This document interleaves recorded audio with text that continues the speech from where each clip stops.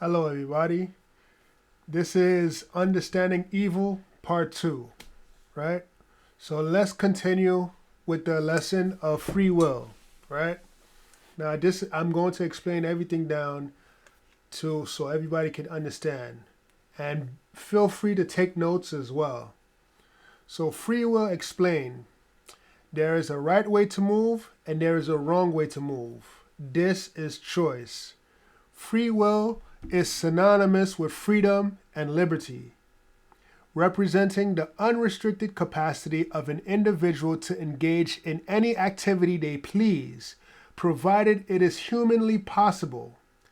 When we use the word free in free will, we are referring to the freedom of choice, the liberty to act in accordance with one's desires, wishes, wants, and volition. It is the right to fulfill one's will without external compulsion. Do not be naive or uneducated enough to misuse the word free as if it implies the absence of cost and consequences. Such an interpretation is the hallmark of the unlearned. Free will does not grant immunity from natural, social, or moral repercussions of one's choices, of one's actions. It simply affirms the freedom to choose. This definition is essential because it filters out the nonsensical, intellectual, dishonest arguments that conflate free will with a fantasy of boundless, consequence-free autonomy. Free will exists, but it is only grounded in practical reality, where every choice carries its own weight and price. You are at liberty to choose any action you desire, exercising your free will without external constraint. However, with that freedom comes an unavoidable truth. Whether you are aware of the consequences or not, you are bound to face them. If you know the consequences of your actions, that means you are willingly accepting the responsibility to endure the results. But if you are ignorant of the repercussions, you will still be subject to them. Ignorance does not grant immunity. Reality does not excuse you from the natural, social, or moral fallout of your choices. Free will grants you the power to act, but it does not spare you from the inevitable costs that accompany every decision. For example, if you know that smoking causes cancer and you choose to smoke anyway, you are exercising your free will. You are at liberty to engage in the act because it aligns with your desires, will, regardless of the health risk. In this case, you are fully aware of the potential consequences and have consciously accepted them. Conversely, if you do not know that smoking causes cancer, you are still free to smoke because you are at liberty to act on your own will. However, your ignorance does not shield you from the consequences. Whether you are aware of the risk or not, you will still endure the outcome of potentially developing cancer. This illustrates the immutable principle of free will. You have the freedom to act, but you are never exempt from the reality of consequences, whether you foresee them or not. Another crucial clarification must be made. Free will means the absence of external imposition, freedom from coercion, restraint, or the will of others. It is the autonomy to act according to your own volition, without being subjected to the commands, desires, or restrictions of another, whether divine, legal, or human. Freedom, in this sense, is the state of being unshackled by the impositions of another's wills.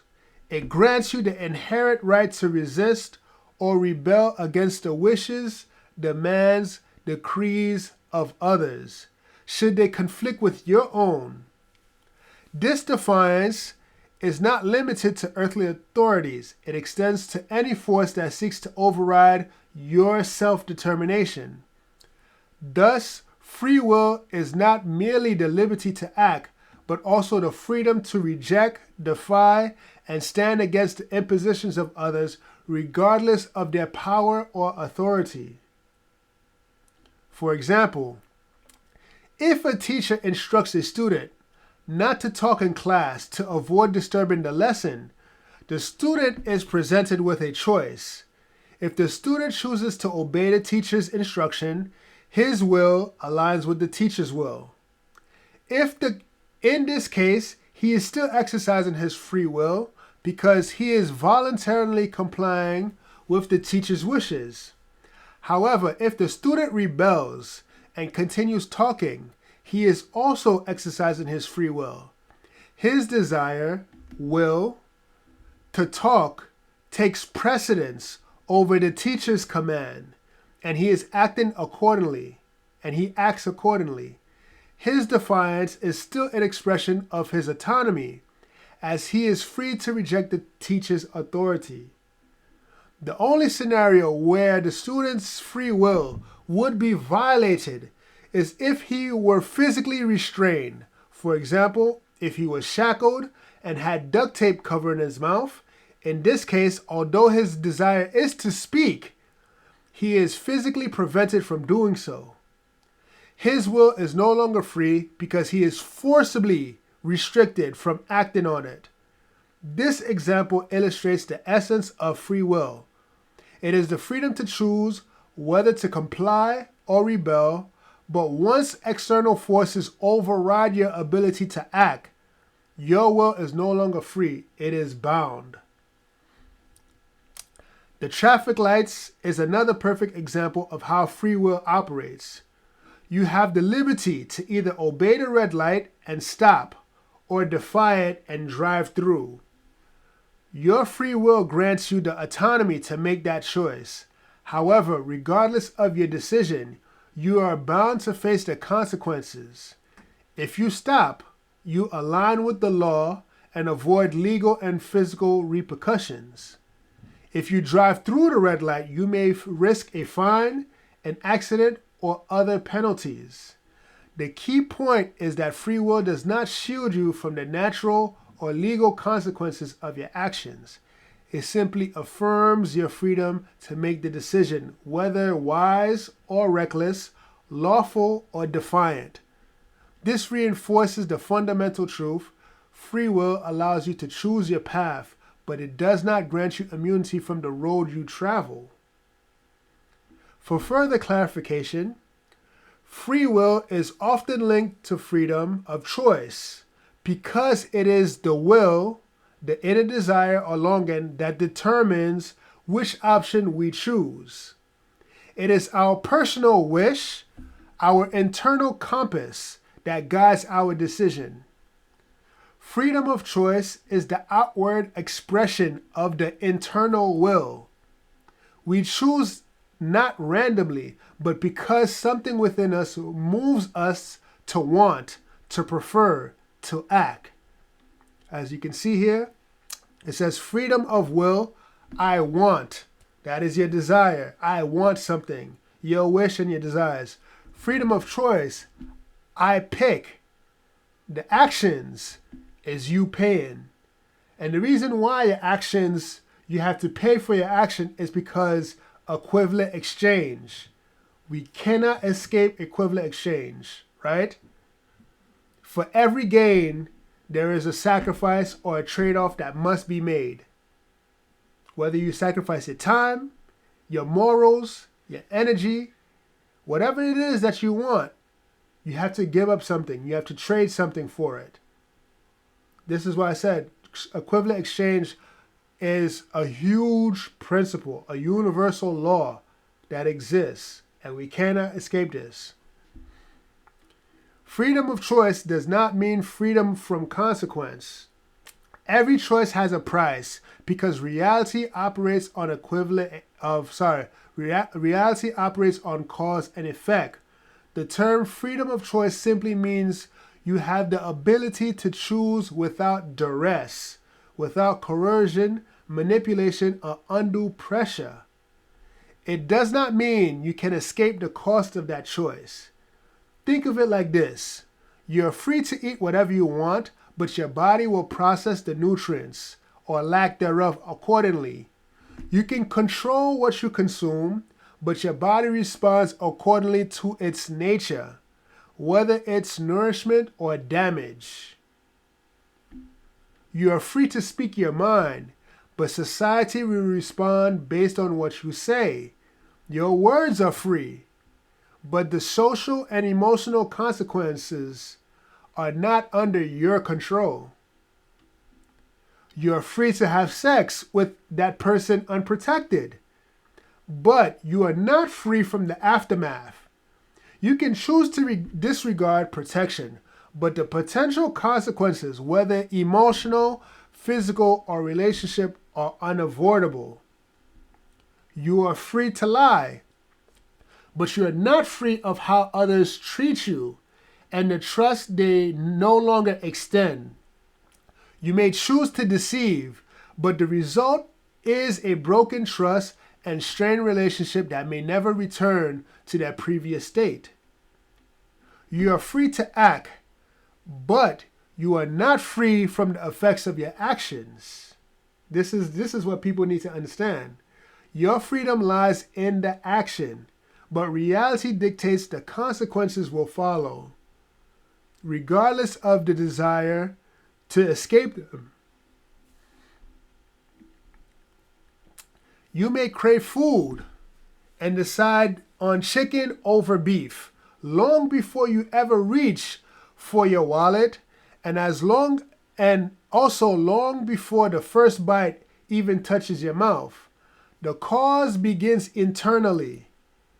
A desire forms, a choice is made, and then does the action follow. Payment of consequences come later. Choice is free, consequences are not. Therefore, choose wisely. You may have infinite choices, but only some are worth the cost. That's why it's called think before you act, not think before you choose. The choice is already made in your mind. What remains is whether or not you will follow through with the action. I'm going to repeat that again. The choice has been already made in your mind. What remains is whether or not you will follow through with your action. You see? The real battlefield is not in the choosing, but in the execution. So this is important. If I have a desire, right? Let's say my desire is to, to buy a house, right? I've had the desire. Now I have to select a house. Which house do I want, right? After I select the house, I haven't necessarily purchased the house yet. It's very well possible to make a selection before you even take on the action and solidify the choice. You see? This is the beauty of it. Because I can decide, oh, this house looks good. I'm going to pay for it. I could pay for it in a month later. I could pay for it a week after, the next day. But this is crucial because I have time to reflect on my choice. Because at any given moment, I can change my choice. You see? I have the will, the free will can say, you know what? I no longer want this choice. I want another choice. You see? Free will is I want. Freedom of choice is I pick. The action is when you pay. Get that? I want people to really, truly understand that. It says people change their minds all the time. You see?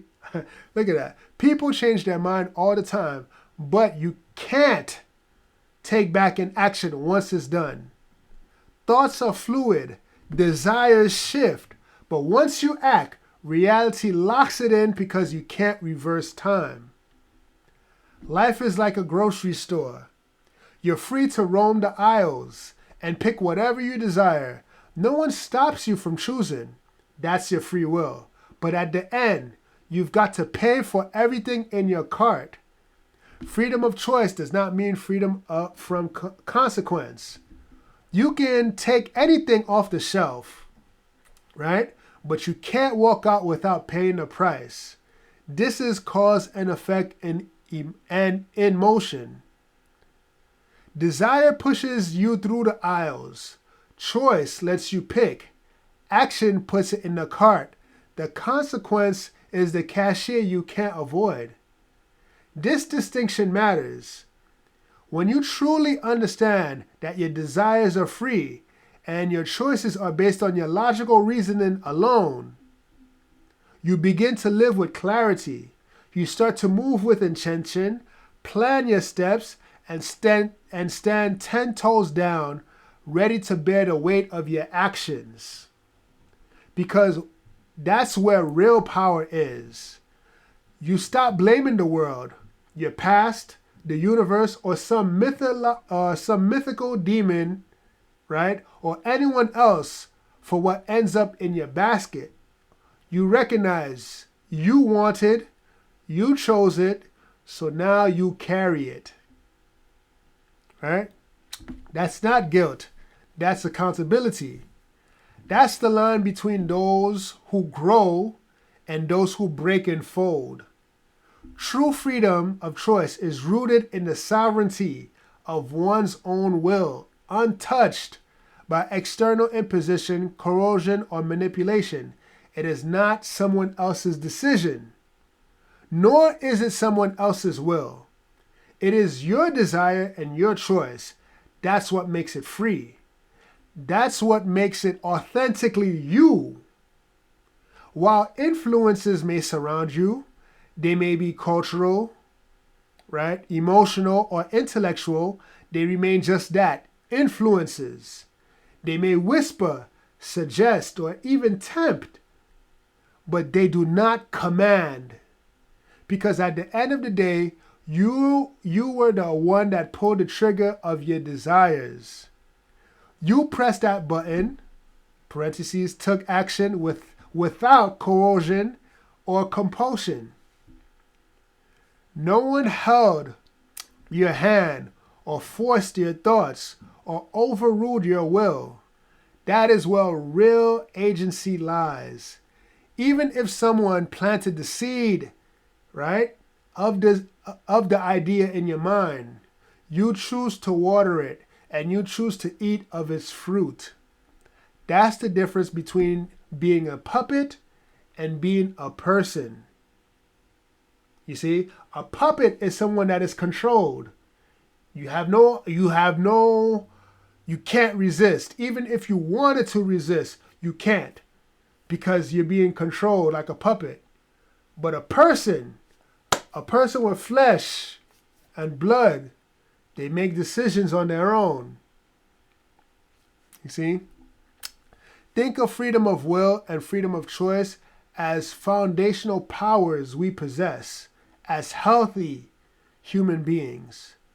The real heart of the matter is that these concepts attempts to describe the same thing: freedom, the unrestricted human ability to act, to choose, and to shape one's destiny without external coercion.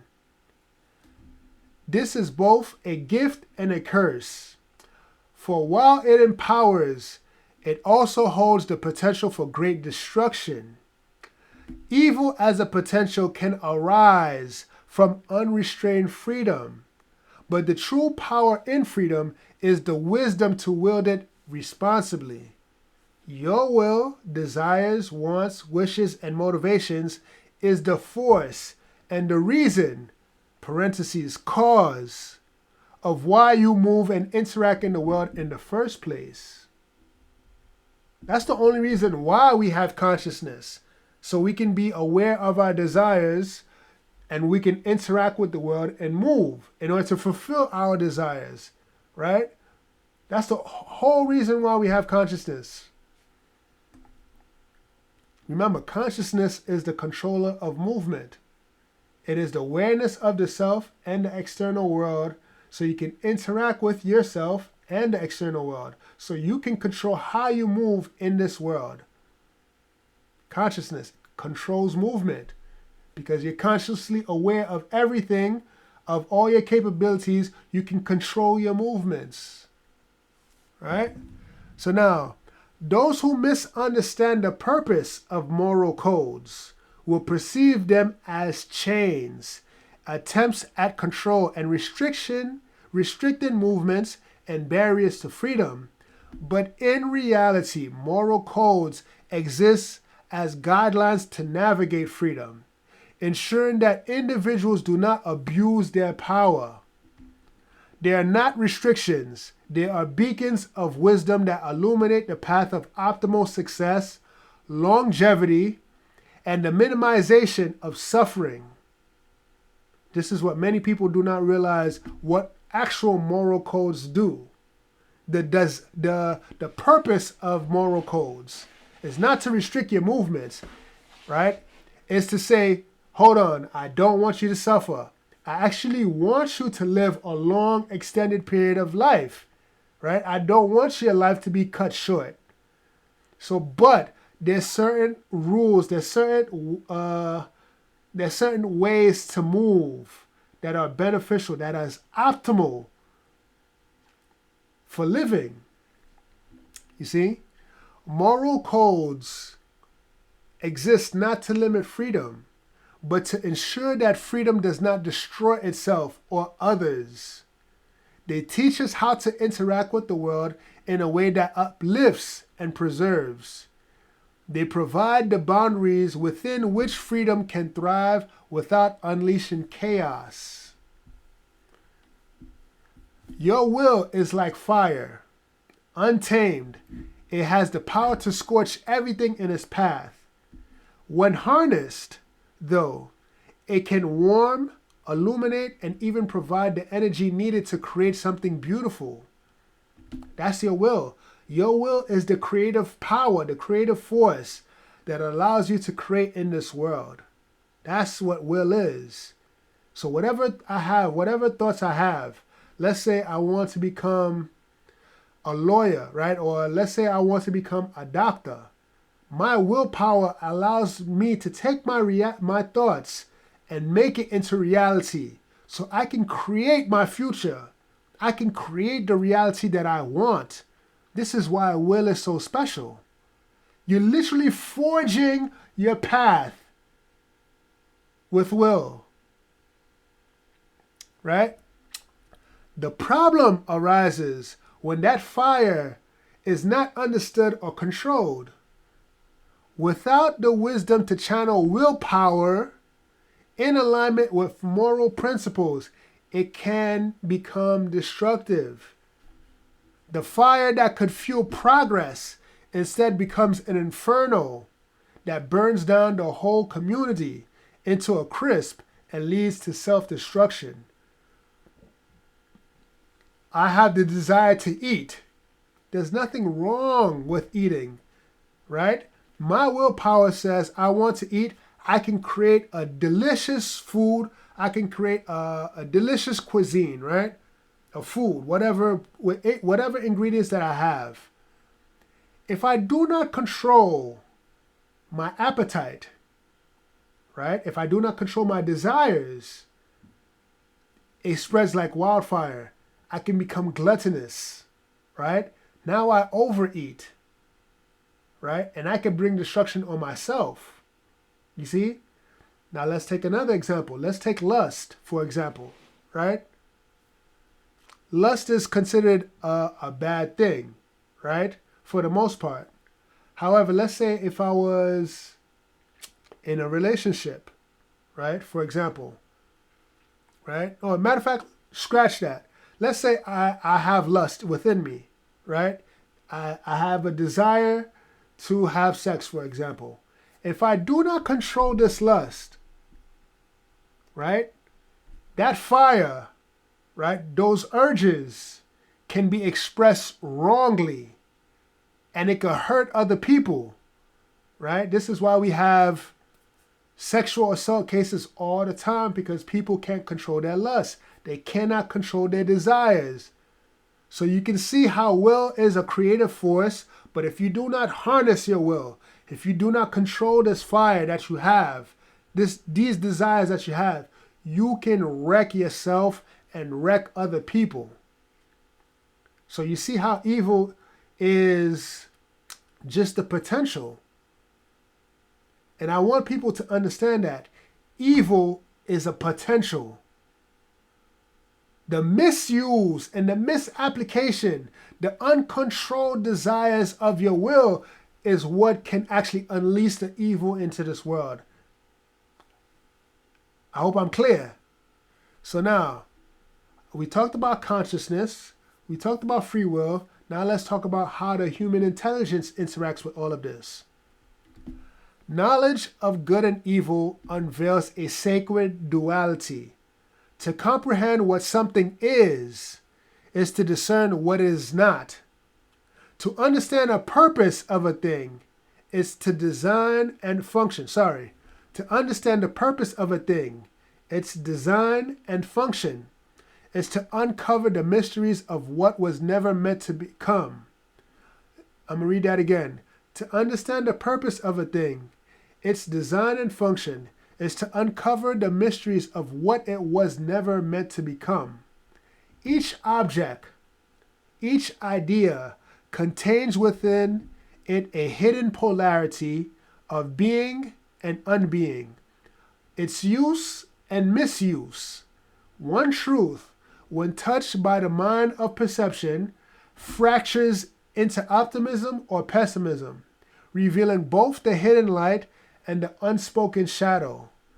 Does not fire, an elemental force, become a symbol of creation and destruction, depending on the beholder's gaze?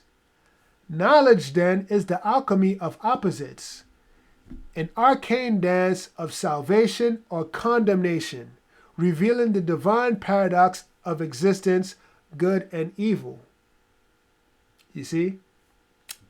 This is the human intellect, a gift and a curse.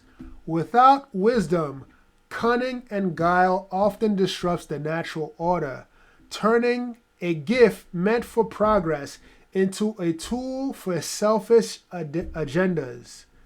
People are constantly finding loopholes to evade accountability and responsibility, bending rules and twisting principles to satisfy their own desires. Instead of upholding fairness and harmony, this cunning is weaponized to manipulate systems, corrode trust, and compromise integrity.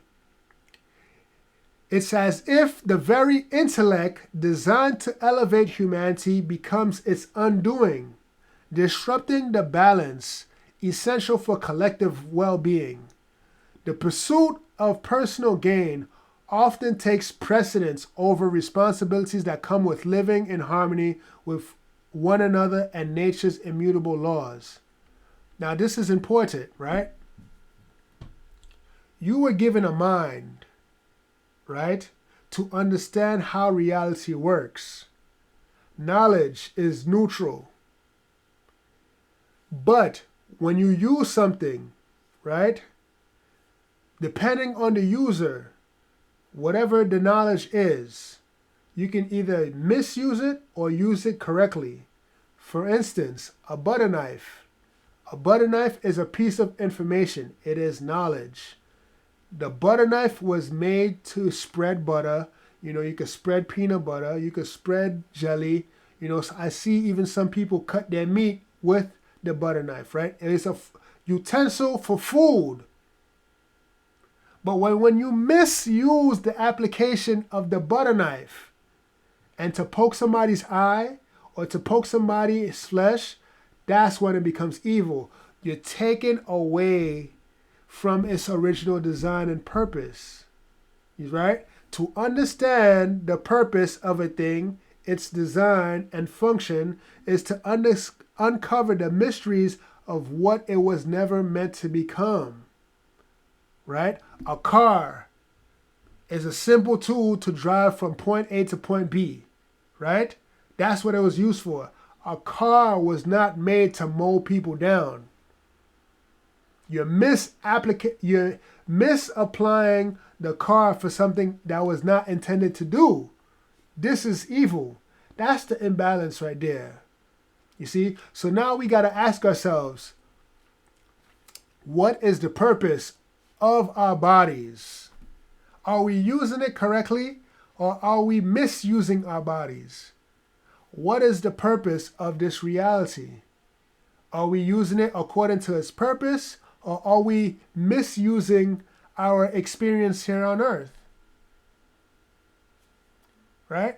The human intelligence, if you do not have wisdom, I'm telling you, you could take something that's innocent and corrupt it because of cunning and guile.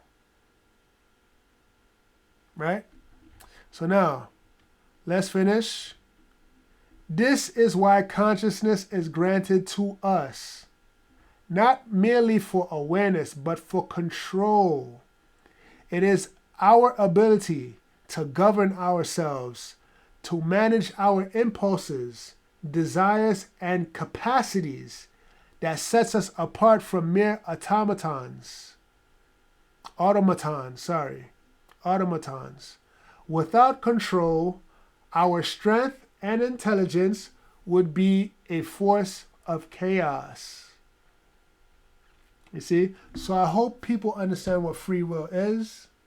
I hope people understand how we can misuse our free will. We can misuse our human intelligence as well. We can misuse our consciousness. Right? These are all gifts. The human intelligence, consciousness, free will, these are all ways for us to interact with our world and to understand our world. And there's a right way to move and a wrong way to move. There's a right way to interact with people, and there's a wrong way to interact with people. If you can understand that you can control your desires, control your impulses, control yourself, right?